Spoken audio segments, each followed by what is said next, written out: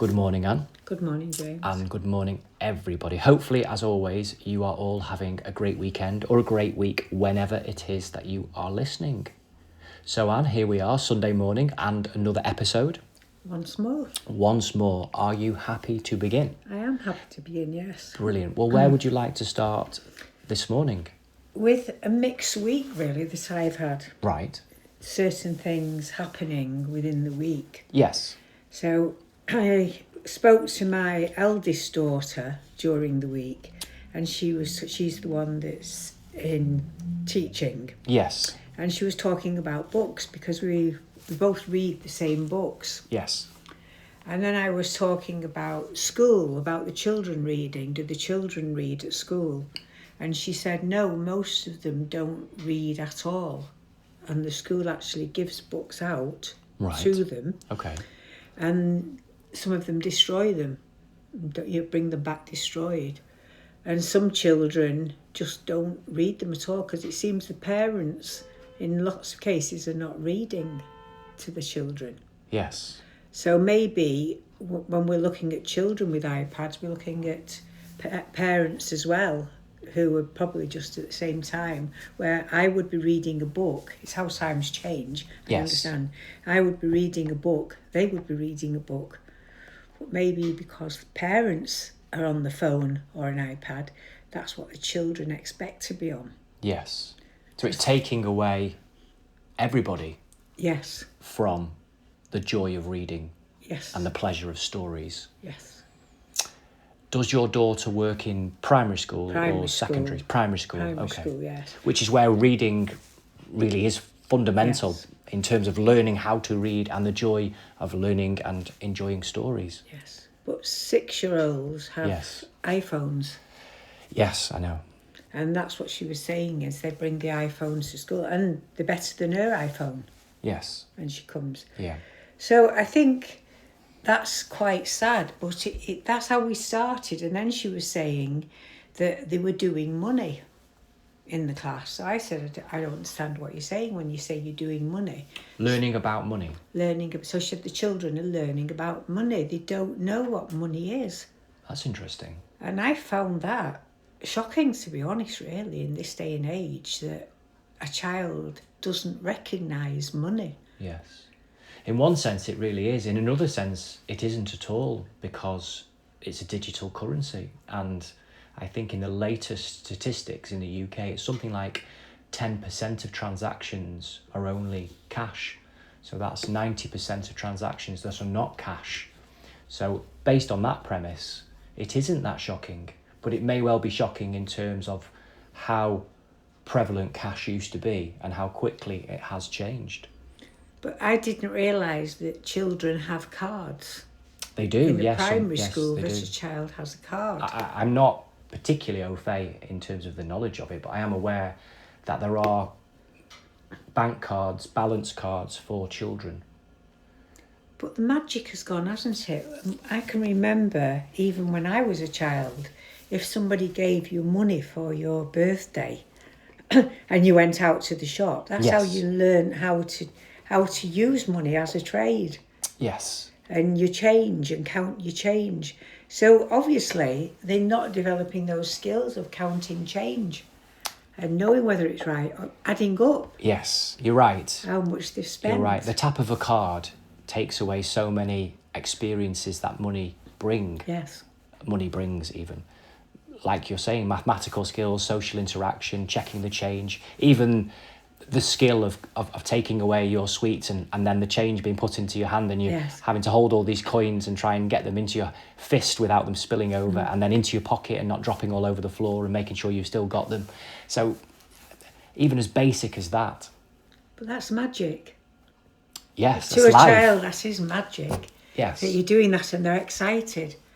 So I think it's a shame. And talking about the money, the other reason with the money is, I went into Tesco's in Altrincham this week, and they've started to charge £1 for the trolleys now, like they do in other supermarkets, but they never have in Altrincham or Bagley, Tesco's. So you have to put the coin pound, in. yes, so You it have to put releases. the pound yes, in now. yes, okay. So there's a gentleman there, and I went, oh, they've changed it, and he said you can buy a token at the desk. Right. So he's talking to me about this token, and I'm thinking, does he mean you can only put the token in these that's particular to these trolleys? Yes. So I'm talking to him, and I'm trying to put the token that I had into the trolley, but it wouldn't go in because it was at a different angle. These trolleys were a different angle.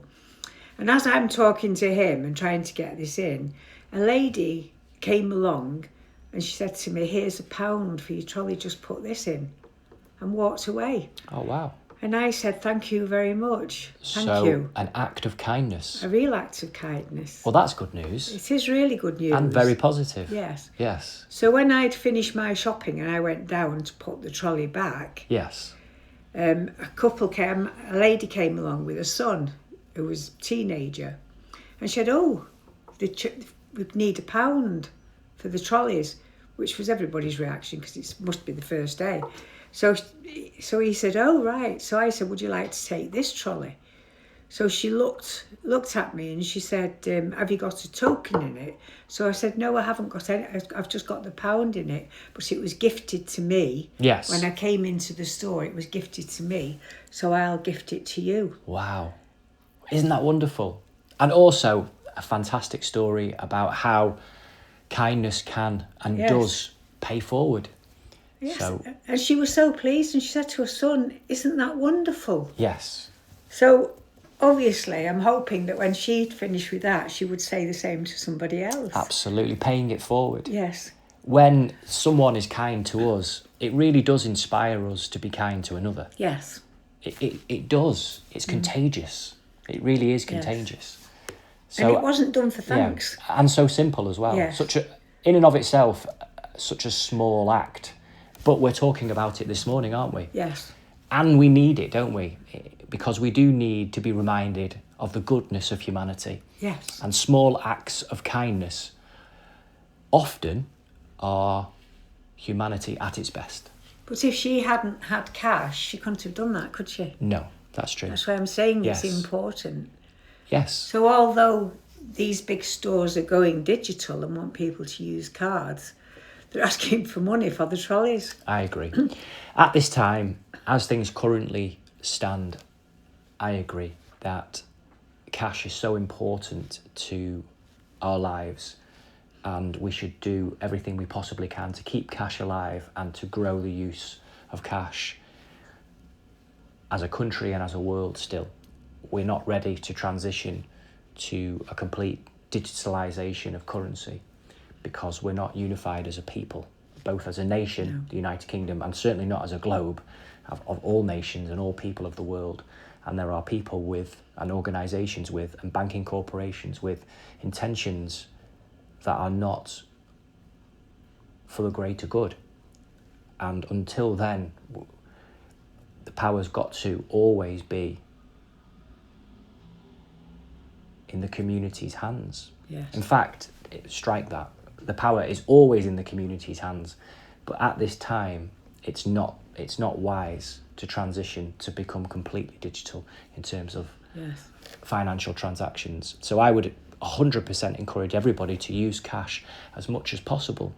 And for good reason as well, because for a lot of people, it's much easier to manage your money. You have a tangible experience in terms of what you're spending and what you're spending it on and how much it costs. If you only take X amount out with you, you can only spend X amount. Therefore, you can't overspend if you are disciplined in making sure you don't spend anything outside of your wallet or purse. You are more likely to be certain about what you're buying because if you're watching the physical cash, £50, £100, £200, £10, whatever it might be, literally changing hands, you have a visual representation of the money going. Whereas a tap of the card is so easy, often it doesn't feel like any money is going anywhere or any value is being exchanged. So for managing money, and for lots of people that's extremely important at the moment. It's always important, but for lots of people, with life being so challenging in terms of the cost of living and debt, lots of people struggling with debt, managing money to the penny often is fundamentally important. Lots of people's lives, all of our lives, are affected strongly by that. For children to learn the value of money. Yes, that's important. Mental arithmetic, communication, and like you said, the joy of opening a birthday or a Christmas card and having money inside of it, saving up your pocket money, all of those things are a joy. For waitresses and waiters and buskers, tips. It's easier as things currently stand to be able to give whoever it is you want a direct tip.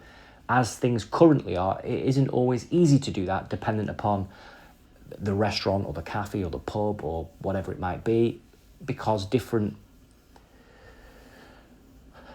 organisations have different methods of doing it, and it isn't always going to the staff or the individual staff that you want it to go to. No. So from that side of things, it's important. It's very important, isn't so it? For many, many reasons, and also in terms of the older generations, yes, cash is what people are used to, and therefore there is a comfort but also a familiarity, and it's what people want to do, so there is a freedom in that. So all in all, at this time, and for a while yet, I suggest we keep cash alive, and we use it wherever we possibly can, and we increase the use of cash, money, because it's important. Now, there may well come a time when we move to a different system, maybe, which may also have a cash element. We're not at that point, because we are not unified as a people in the United Kingdom. We don't live collectively together. We are divided, and we're becoming ever more divided. And as a globe, as an Earth civilization, we don't live together. I don't mean literally together in the same house. I mean in terms of, for the greater good of everybody, we have nation against nation, culture against culture, quite literally. And therefore, money competes, organisations compete, governments compete, ideologies are competing. In such a world, to go completely cashless is not, in part, and probably for the most part, going to be for the greater good of humanity. It's not a wise time to transition. And those people who are wanting to transition know this. So until we're ready, and we are not, as a global civilization, we have to mature. And we mature by using money in this particular way. There are many other ways that we can mature as well. My daughter, when she had small children and she needed a part-time job, she actually had got a job with one of her neighbours counting money. Wow, okay. In a bill, and what used to happen, literally counting money, because there were places like Tesco's and all the supermarkets took all their money too. You have to be very, very strong of mind and not sensitive to temptation with such a job. Oh, it was, they couldn't take anything in, no bags or anything, and they were searched when they came out. I can imagine so. Can you imagine counting all that change and all that money? And she's very quick at doing it now, which is it good. Must be so annoying when somebody asks you if you want a cup of tea when you're just in the middle of 1001, 1002. Do you want a cup of tea? Yes, please. What was that? 9, 4. It's gone. So sometimes we get rid of things just for convenience, because that would cost the company that to employ these people to count the money. So I think in lots of ways we stop doing things to save money, but in the long run it doesn't. Because myself, I don't do online banking. So I have some problems sometimes because I don't do online banking. And I don't do it because I don't want to do it, not because I can't do it. You choose not to. Choose not to do it. And we should all still have choice. Absolutely. And as you're talking, it made me think that maybe we're working back to front in bringing things in. Maybe what we should be doing is, instead of saying you can spend up to £200, I think it is now, on your card, it used to be 100, didn't it? I think in some cases it's limitless now. Is it? In some cases. I'm not sure for different cards and with different banks, but yes, it's definitely been upped. So instead of doing that, why haven't they done you can spend up to £200 in cash? Yes. And then above that, you use a card. Because above that would be safer for yourself as well to use that card because it has to come out of the bank. You've hit the nail on the head. The transition primarily from the bank's point of view, I suspect, is because it doesn't require many staff. No. And therefore most of it can be digitalised, and if everybody goes cashless and the banks are digital, a whole workforce is not required. And many businesses will follow suit because of the paradigm or the relationship that people have, which I suggest we change. And it's something that everybody says, most people say, which is time is money. I suggest that that's a fallacy. Absolutely. Time is not money. A better coin of phrase, pardon the pun, or to coin a phrase, shall I say, would be value is money. Yes. Added value. So we are paying for value, not for time. So customer service. Paying for service. Can give and add value. High quality customer service adds great value. When we place value into our businesses, when we place value into our lives, we will extract more money. Yes. Because value is what we invest in. Value, not things being faster. Ultimately, speed is a novelty. So we go to a drive-through, we go and get food immediately. We can download a song immediately. We can watch 1,000 films. These things are novelties and they feel like an improvement, but they ultimately don't deliver higher value.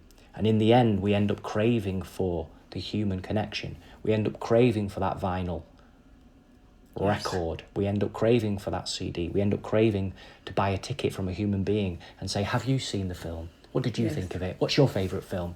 And the badges on at the cinema with, Kevin with his favourite film, whether Lord of the Rings or Star Wars or whatever it might be, Beautiful Mind. And you say, oh, I love that film. And he says, oh, it's my favourite. And you talk about it for 5 minutes.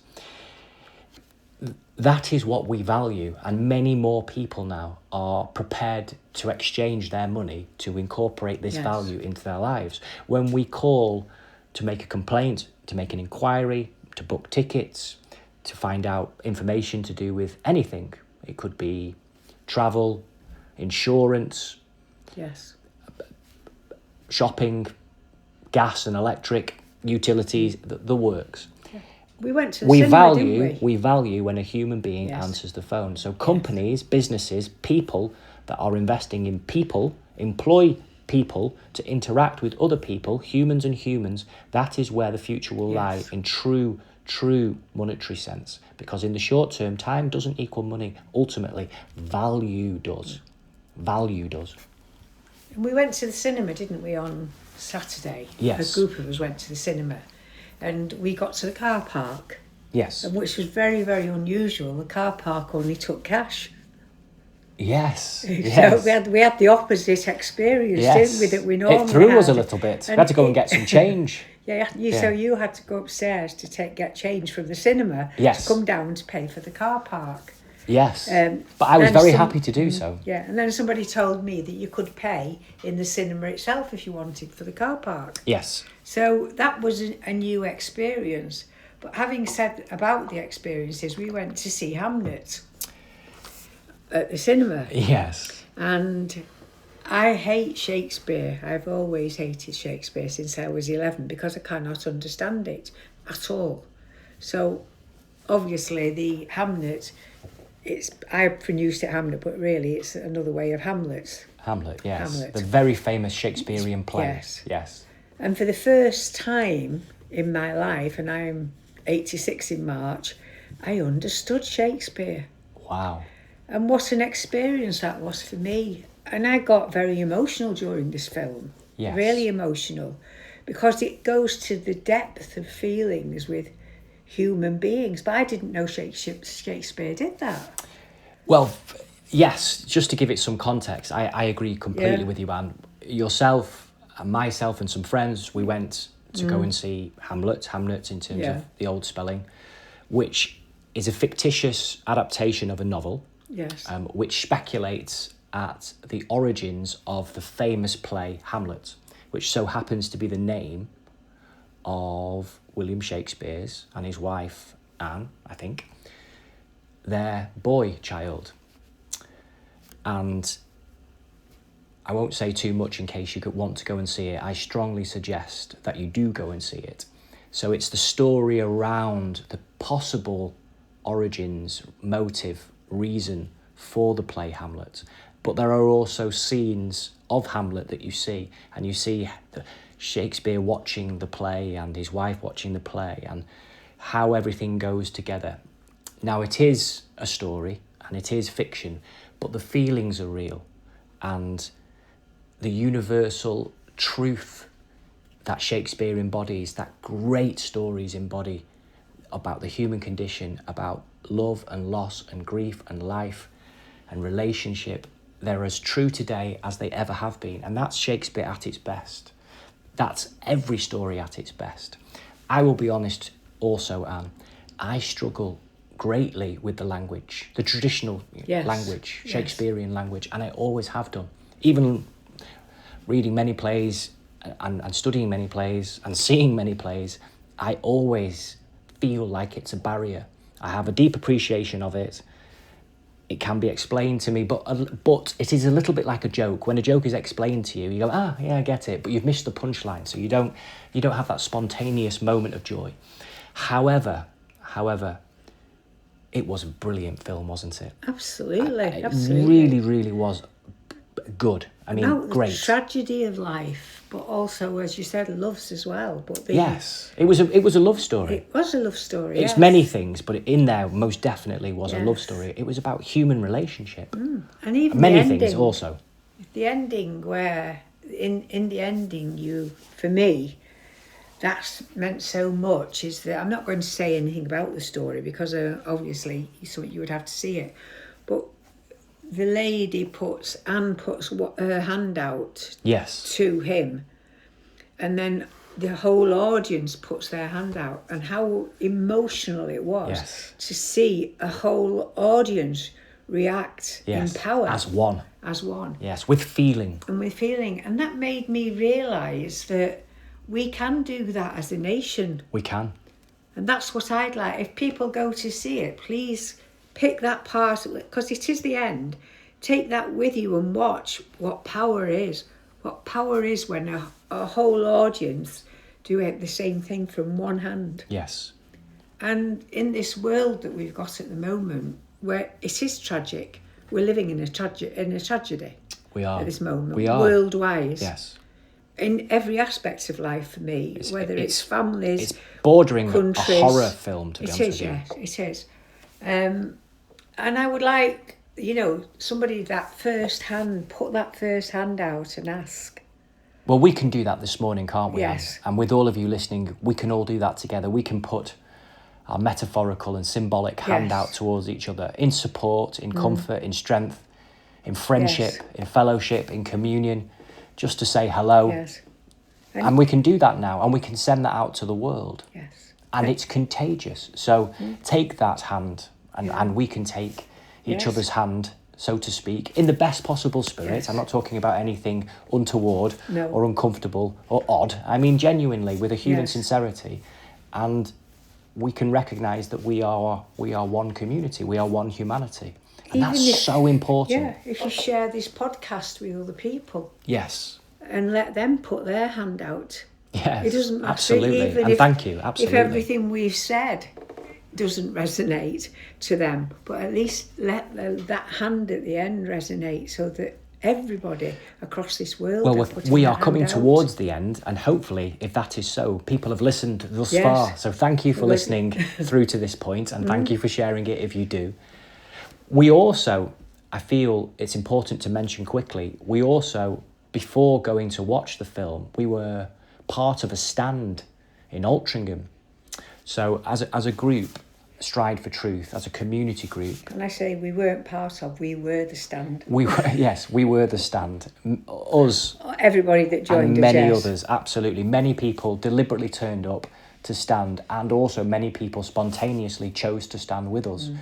And we have children, dogs, friends, Yes. all ages. Everybody's welcome. Some people travel quite far. So in Altrincham Town Centre, lunchtime on Saturday, we stood for 15 minutes for the unity of humanity, for every child on this earth, to end all of the every war unnecessary. So to end all of the violence and abuse in this world as a physical symbol to represent the unity of humanity, and for people to just feel something, that they can do something as simple and as ordinary as it might be, but the feelings are extraordinarily powerful.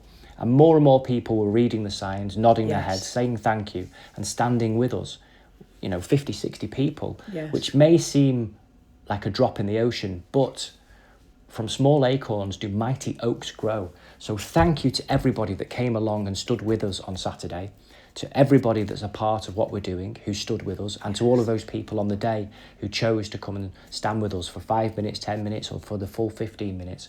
Dogs, children, adults alike. And we did stand together. And it's important to recognise that. People didn't even know each other's names, for many people. Never mind what party they vote for in an election, or what their beliefs are, or if they have a faith, or their views on anything that's controversial. Never mind all of the mundane things in life, and yet we stood together. Now, is there anything that should stop us standing together? Only if we let it. So we can discuss many things as a people and find that we have different points of view, yet we must always remember that we can stand together. And that's so important. So thank you so much. And there are some pictures and a video of the stand if you'd like to see it on our social media platforms, Stride for Truth on Facebook and Instagram. And you can see some wonderful pictures and a wonderful video of the stand. So again, brilliant, and thank you, everybody. Thank you, everybody. I think we're coming towards the end, Anne. Yes. Another episode, another Sunday. Can I just say quickly as we go that one of the mothers who stood, she brought 2 children, 5 and 4. And she said, I'm amazed they've stood quiet. They were quiet. Absolutely as good as gold, and thank you so much. She said it's like they knew. Yes. And I said to her, they do know. The thing is, they know more than adults know. Yes. They feel it. Yes. So yes. Yes. What a wonderful thing. Truly good. Truly, truly good. So thank you, everybody. Absolutely. Well, there you go. A recommendation to the cinema to see Hamlet. Have a wonderful Sunday, everybody, and a wonderful week. And as always, we look forward to being with you and speaking with you again next Sunday morning. Okay, everybody. Bye-bye. Bye-bye.